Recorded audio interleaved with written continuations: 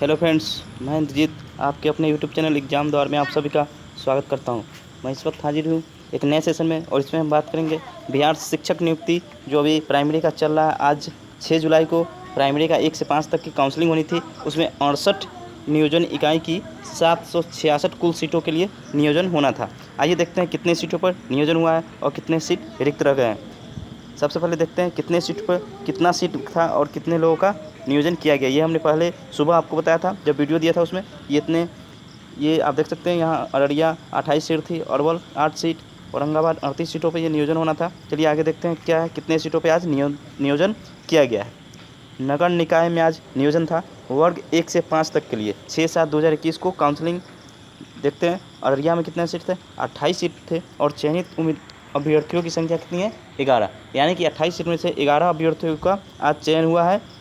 कहाँ? अररिया में। अरवल में 8 सीट में से 7 सीटों पे चयन किया गया है। औरंगाबाद 32 सीटों 38 सीटों में से 32 सीटों पे चयन किया गया है।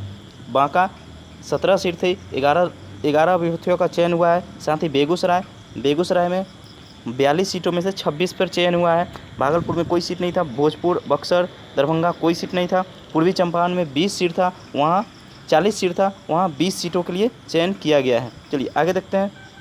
जहानाबाद में कोई सीट नहीं था। गोपालगंज में कोई सीट नहीं था। गया में 27 सीटें थी, 17 अभ्यर्थियों का चयन किया गया है। जमुई में 8 सीटों में से 6 सीटों पे चयन किया गया है। कैमूर कोई सीट नहीं था। कटिहार में 29 सीटें थी, 16 पर चयन किया गया है।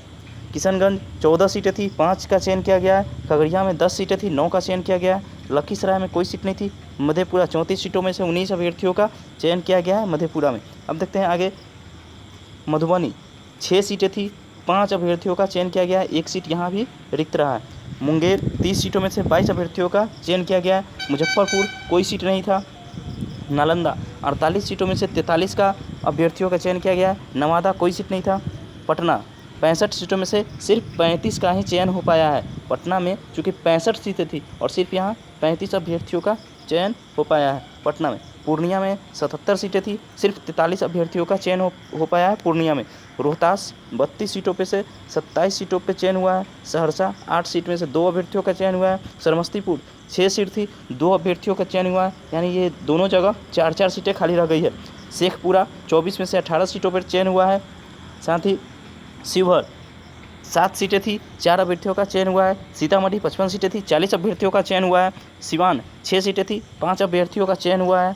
सुपौल 3 सीटें थी, 3 अभ्यर्थियों का चयन हुआ है, यहाँ पे कोई भी रिक्ति नहीं है। चलिए वैशाली 63 सीटें थी, सिर्फ 34 अभ्यर्थियों का चयन हुआ है। कहाँ? वैशाली में 63 सीटों पर 34 अभ्यर्थियों का ही चयन हो पाया है वैशाली में।